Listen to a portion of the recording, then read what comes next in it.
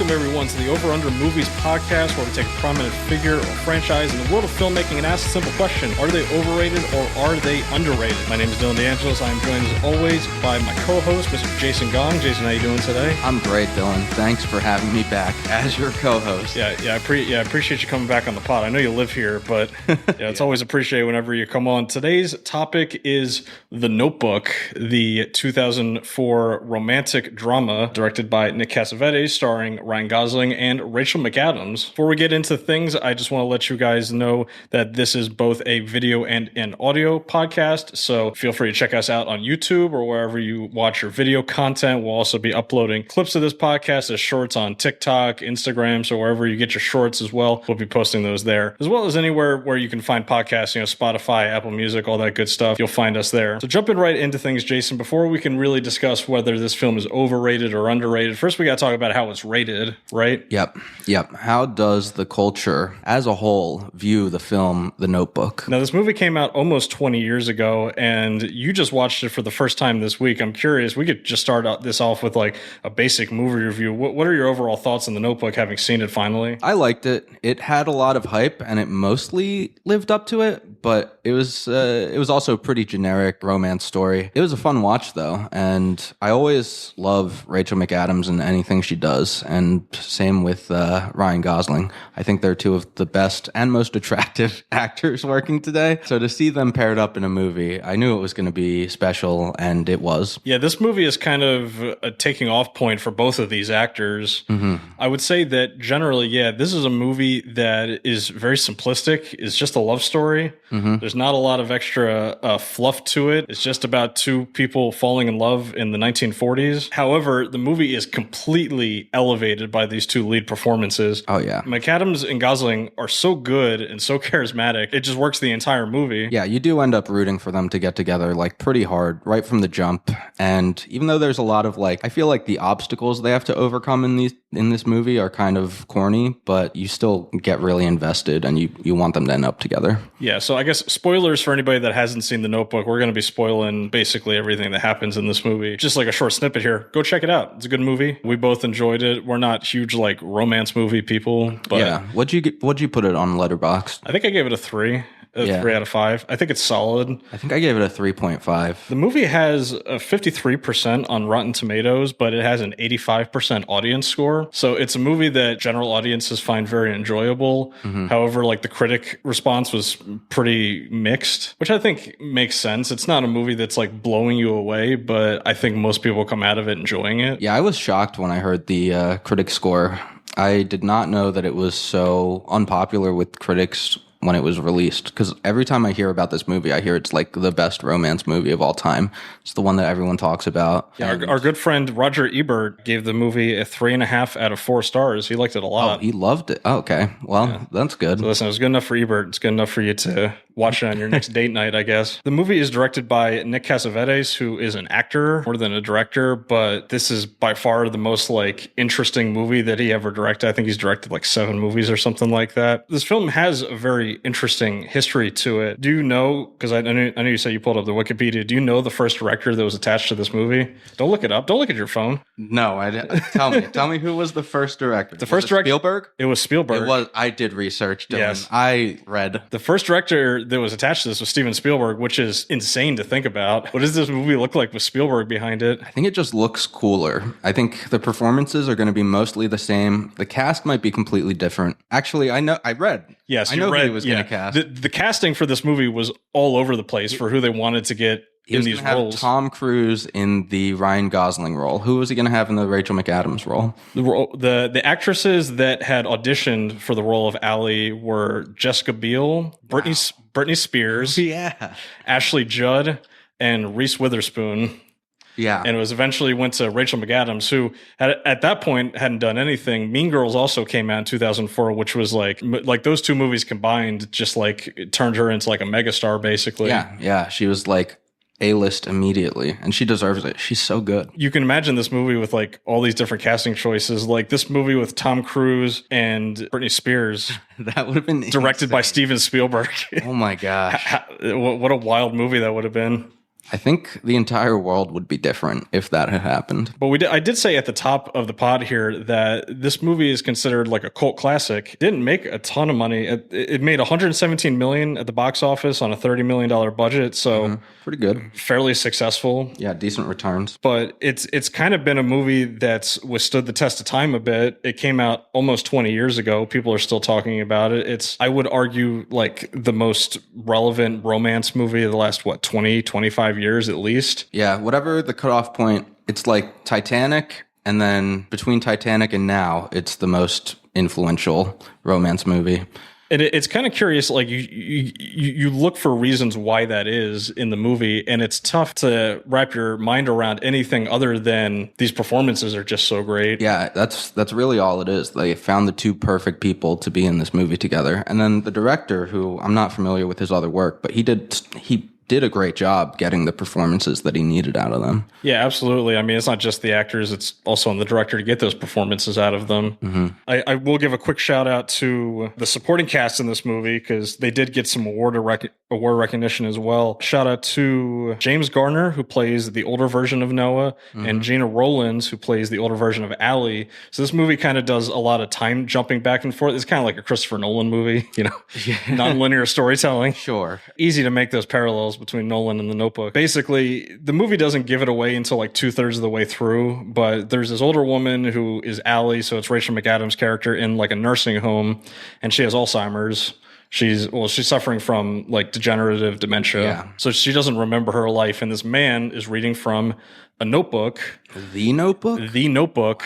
Wow. He's reading from a notebook, giving her the story of these two people. She does not know that it is her and her future husband.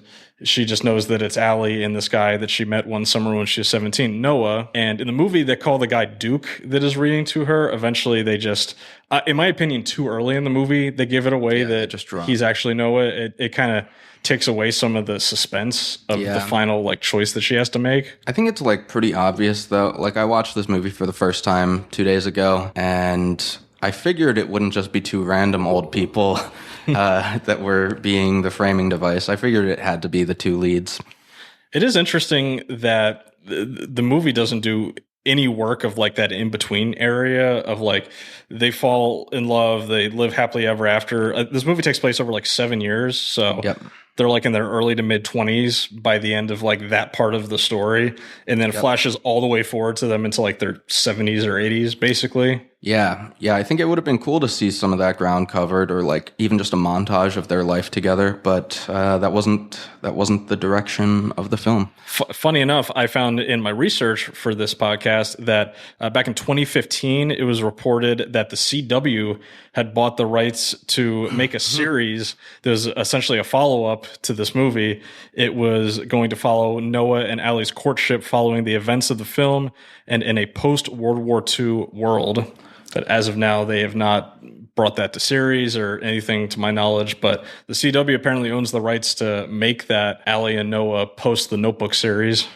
Well, that doesn't sound great to me. It does not sound great, though. But if one network would do it, it'd probably be the CW. I mean, a love story that spans generations could be great. Like the way Netflix does The Crown, where it's played by a different actress. The Queen's played by a different actress each season. If they did that with these people and just did decade by decade filling in those gaps, I could see it being like a pretty good show. But I know that's not what the CW would do. The CW would cast like two attractive 27-year-olds to play these 24-year-olds. A couple of super attractive people that can't act very well. Right. You know what adaptation is coming to fruition? The Notebook, the musical. It was just announced to be coming to Broadway. Yeah, so it's already done the workshop productions and stuff and early tours or something. And yeah, the musical's coming to Broadway. Apparently it's gotten pretty good reviews, so maybe we'll have to make a trip and go see that. It is funny that when I was doing my research, apparently they wanted to try to get a less attractive actor as the lead male. Why? And because of that, they went with Ryan Gosling. What? Which in hindsight is hilarious. That's crazy. He plays Ken, who is like the ideal male. Well, I mean, both of these actors, they've aged very well. They're in their 40s now. They're two very pretty people. They look pretty much the same now. Yeah. They could probably have those two actors still play those characters again in their 40s, and They should. Maybe they should. They should not do a TV series, but if they made a sequel to The Notebook and just cast them as the ages they are now, I would watch that. though even though the film is pretty basic, I think that it flows pretty well. The pacing is okay. It goes back and forth between like they're in love and then they're broken up and then they're in love again. Yeah, I think the framing device kind of interrupts the flow sometimes. It doesn't do too much for me, although I will say that the older actors also have really good chemistry, so they're not taking away from the film too much. But for the most part, every time they cut back to the old folks' home, I was like, oh, come on. I just want this story to keep moving. Because when it comes to awards for this movie, it won a ton of Teen Choice Awards, just an absurd amount of Teen Choice Awards. That's interesting, including and plus best kiss at the MTV Movie Awards. That's well deserved. Where they went on to like recreate the kiss basically on stage when they accepted the award, which is hilarious. The two big awards that this movie won. Well, there's a Screen Actors Guild Award for Best Supporting Actor. That was James Gardner nominated. So the older Noah got nominated for a SAG Award. And then the Golden Satellite Awards, the older Allie, Gina Rowlands, she won Best Supporting Actress. Great. So both of those older actors getting their recognition. And I looked into both of them, and they were just like career working actors. Like they weren't like super famous, like older actors or anything like that. So, good on them. It's pretty cool to see. Yeah. I did like watching them together. I thought they were good. Are we just landing on it's just the performances that are elevating everything here? Is there any like other secret sauce to this movie that makes it really work? Maybe it just came out at the right time, right? Like, and there hasn't been, or at least we haven't seen a much better straightforward romance since then. With the MCU coming out just 4 years later, and then that kind of taking over all summer movies, there hasn't been a chance for other romance movies to shine and kind of show what this one might have been lacking. So that's probably part of it, just the timing of it.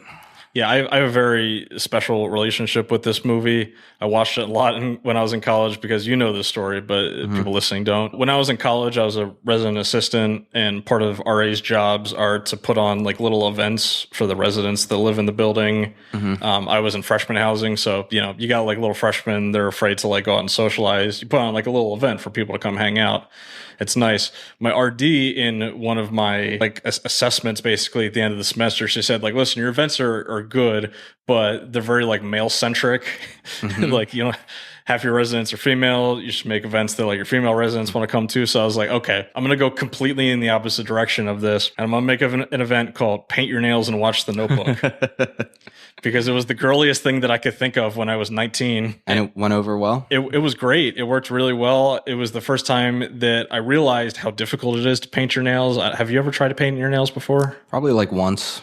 It's really hard. There's a lot of skill to it. I believe it. And I was awful. I let my female residents paint my nails for me. They got to pick the colors. It was great time. I went on to do that event every year afterwards. I think some of the RAs that were behind me started doing it as an event too, because it was just like, it kind of became a meme. Wow. So that's like your legacy now. Yeah, it's one of my legacies. My legacies of college they're strange. Don't look into them.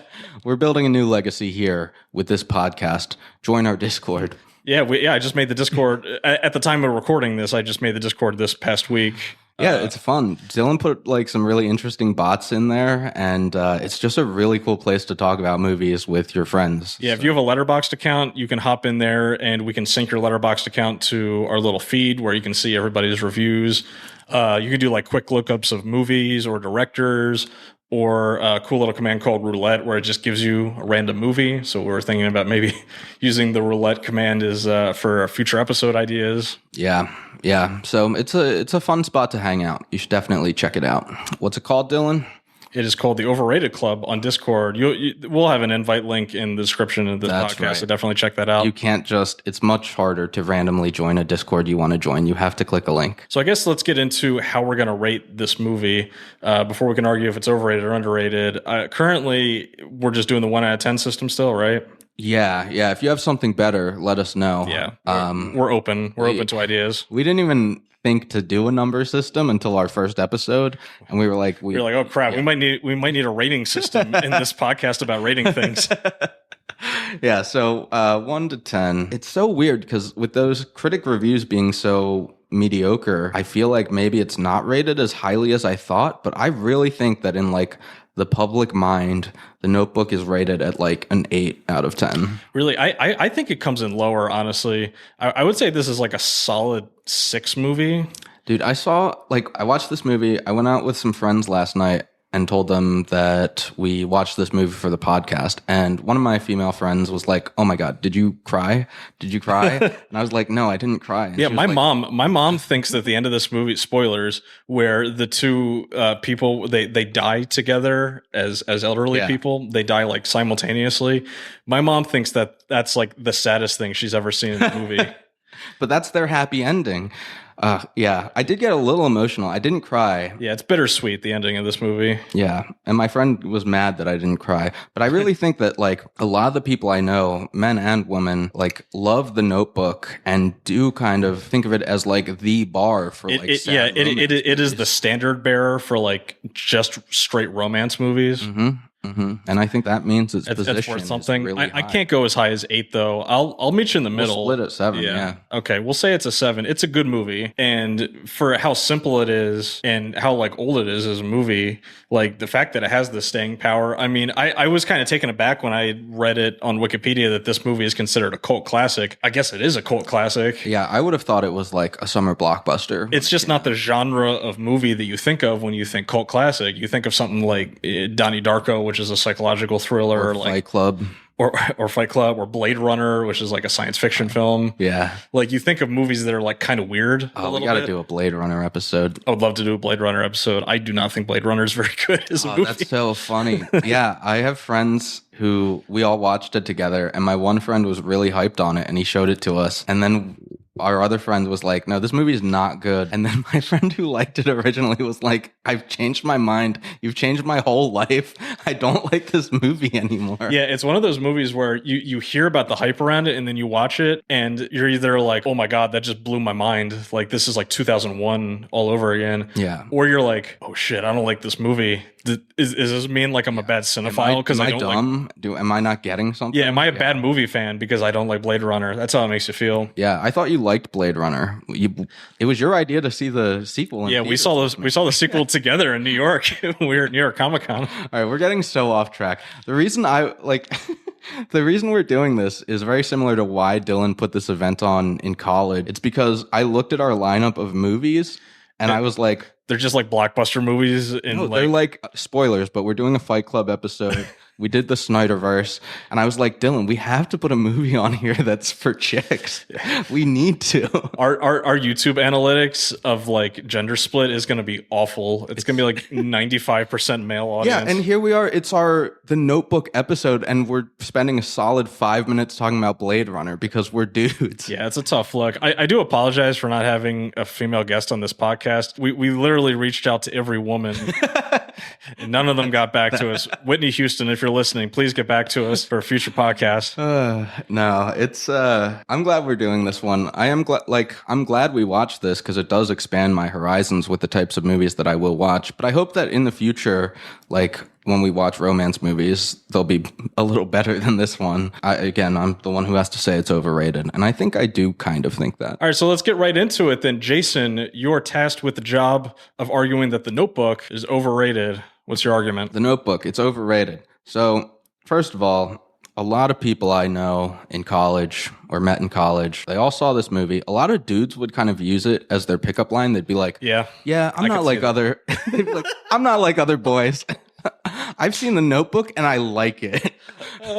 I know many guys who like would say that. I hung out with a lot of film majors and they'd be like, yeah, my top 5 include like Fight Club, Scott Pilgrim vs. the World. I'm just listing off. I really like 500 Days of Summer and like The Notebook. Yeah, they'd list off those 2 movies.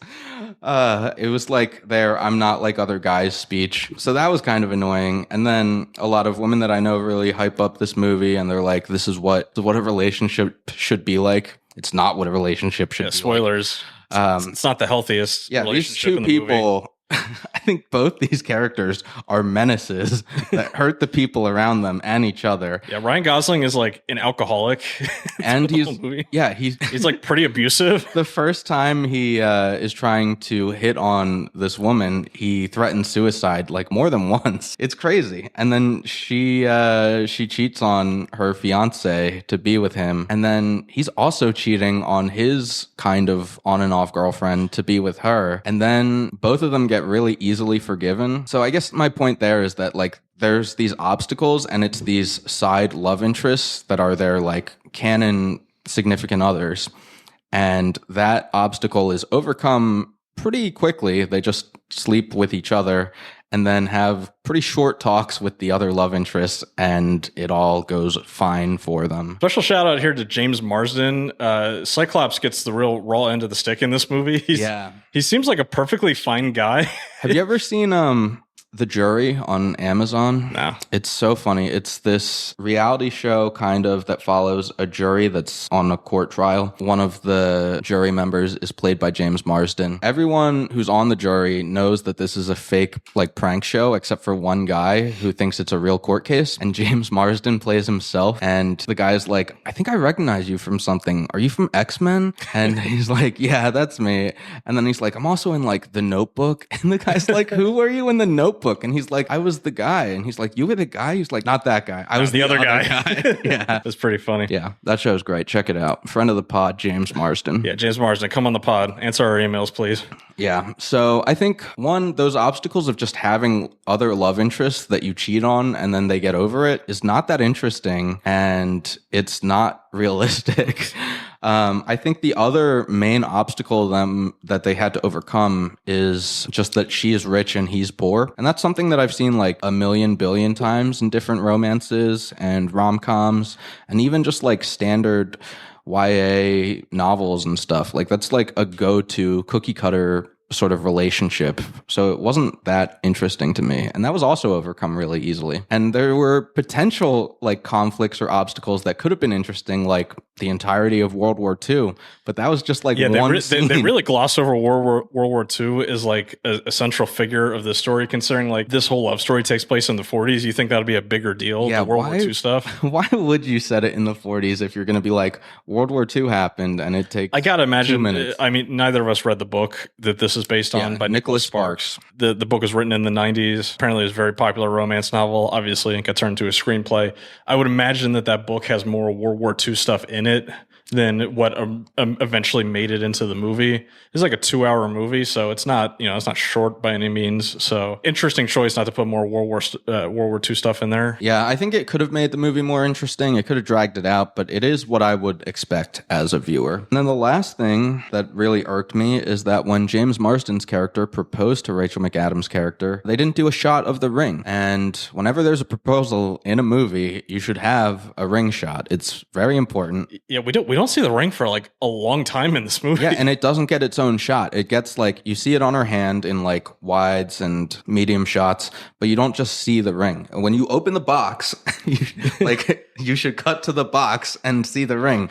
So yeah, apparently this is like whoever the cinematographer was, they must have won like a contest to be the cinematographer for this movie. Yeah, they had no idea what they were doing. You weren't crazy about the like overall cinematography. Well, I'm surprised that your argument isn't more like attacking like the technical side of this movie. There were some nice shots, like them every time they were on the lake. It was nice. Yeah, with all the ducks, like it's just an absurd amount of ducks when they're rowing through that boat. Yeah, it like makes you a little nervous. You're like, these ducks could attack them, and there'd be nothing they could do. No, I wasn't as bothered by it. I mean, I think we talked about this when we were watching it, but there was a lot of just reverse shot for all the dialogue and all the action. It wasn't very creative in terms of the cinematography, but I do think they got some really nice looking shots and established what they needed to do. The shots of the house that he built were always very pretty. The shots of them kissing was enough for them to get an award for it. Yeah, the kiss in the rain is like legitimately great.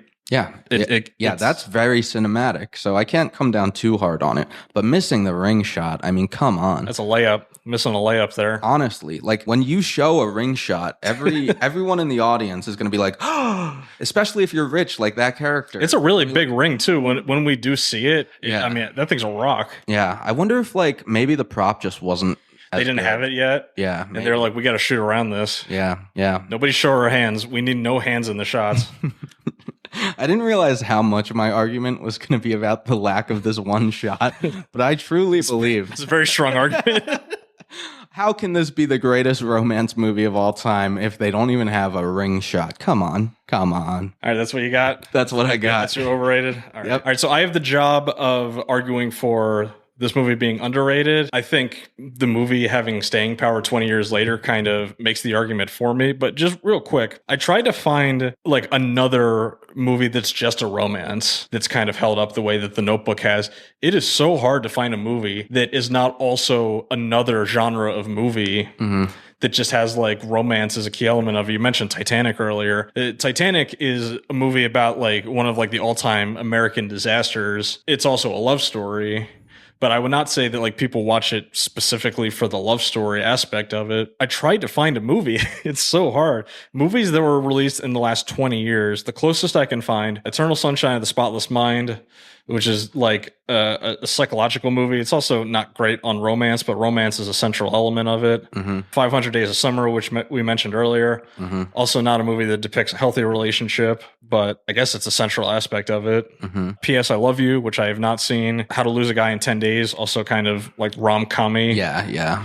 It's tough to find a movie that's just a romance, and I think that that's what makes The Notebook so underrated is that romance is, I mean, it's kind of like comedy. It's something that exists in most other movies, but is usually not enough to stand on its own completely. However, in The Notebook, the romance, it carries the whole film. It makes the entire thing interesting. And so a movie that's able to do that's able to be successful on that level with just romance and no like aliens or no like destruction porn happening. Sure. Using the example, the most successful romance film of the last like 10 years is the 50 Shades of Grey movies. Oh, yeah. And the 50 Shades movies, people are not watching them for the romance. They're watching them because they're about BDSM. Oh my God. We're going to have to do that for the pod, aren't we? Please, nobody leave a comment and increase our engagement on this podcast telling us we need to do the 50 Shades movies. Yeah. Oh, we both really don't want to. Oh, God. It'll be so bad. Please.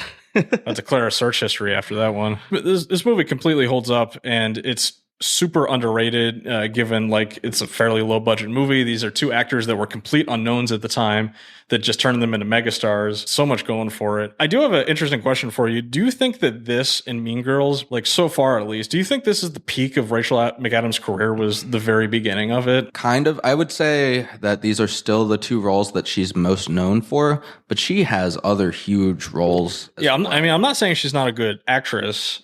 I was just like looking at her filmography. I'm like, yeah, you're right. This is what she's known for. She hasn't like made anything that's kind of surpassed this. She has one Oscar nomination, and that's for Spotlight, which is like an ensemble film. She's very good in Spotlight. Yeah. But nobody's thinking like, oh, Rachel McAdams, the actress from Spotlight.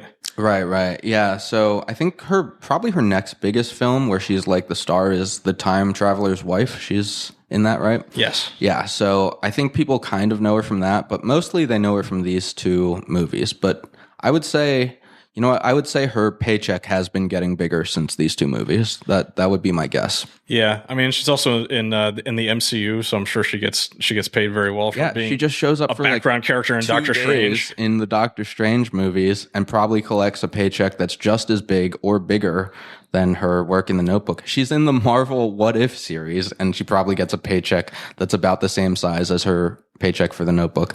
So in terms of her career peak, I would say that financially she's probably making more money now. Have you seen The Hot Chick? That her first movie is The Hot Chick, which is a movie about Rob Schneider switching bodies with a woman that's like a trashy woman. I'm not sure if I've seen any Rob Schneider films. And the woman is Rachel McAdams, and she's like hilarious in the movie.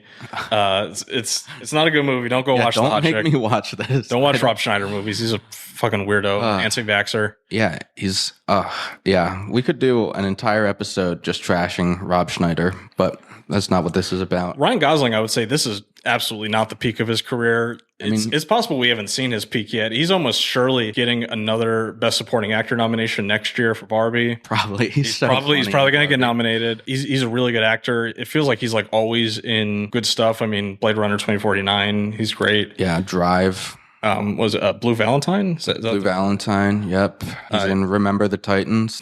Maybe before The Notebook. I think so. Yeah, he's absolute liability at cornerback in Remember the Titans. Oh, right. You're the sports guy on this. If you're ever wondering, like, oh man, why are the Titans always down?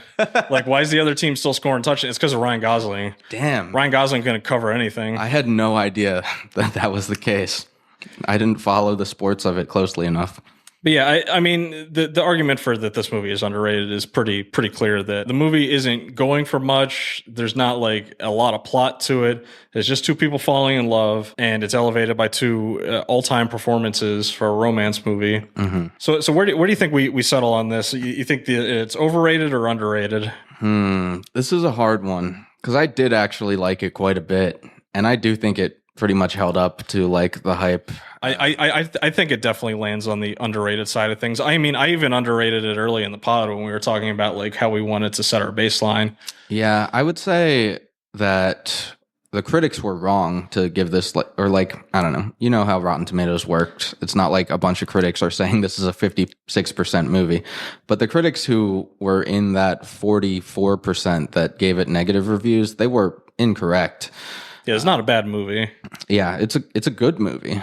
I do think the only reason that this has like been the gold standard for romance movies in the last 20 years is just because there hasn't been another one that's better. Yeah, why hasn't there been, you think? I don't know. I would guess that just that's not what audiences go to see. Like the returns on this movie, it made like 3 point something times its budget, which is solid. And I will say, like, it's not like romance movies don't get made anymore. They do get made. Yeah, there's been a bunch of... they're just like on like Hallmark Channel or they're like buried on Netflix or some other streaming service. They're not like being released in theaters. Yeah, there's a ton of other Nicholas Sparks books that have been adapted. It's just we haven't heard of those ones. I don't know. Well, you've seen The Notebook like a million times by this point. How come you haven't gone to see any of these other romance releases?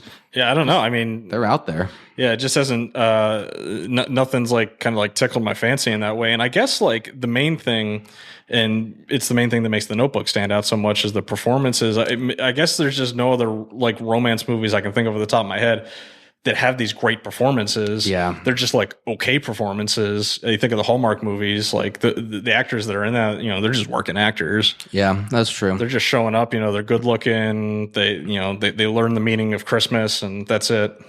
Yeah. So I guess I would say that even with the idea that maybe this movie is a little generic, maybe there's some aspects of it that are overrated, I do think that those lead performances elevate it to the extent where I guess I would come in and probably say it's underrated as well. The Notebook's solid. Yeah, definitely go check it out when you we have the. I don't think it was on any streamers. We were stuck having to like order on Amazon, I think. Yeah, we've been stuck with that for a lot of these films. Recommend us things that are free, or actually, that are on like Netflix or Disney Plus or something. For every service. We have all of them. Anyway, that's going to be it for us on the Over Under Movies podcast. Let us know if we got it right or wrong for this one, and also let us know what are some topics you would like to see from us on future episodes. Make sure to leave a like on this episode and consider supporting the show by checking out our Patreon page. We got a lot of cool tiers there. We have things varying from get your name at the end of the credits of the episode all the way up to our highest tier, which is be a guest on the podcast. So definitely check that out. We also have a Linktree link in the description that has forwardings for all of our socials. So definitely check those out as well. For myself, for Jason, that's going to be it for this one. We will see you at the movies. Peace out, guys. Bye.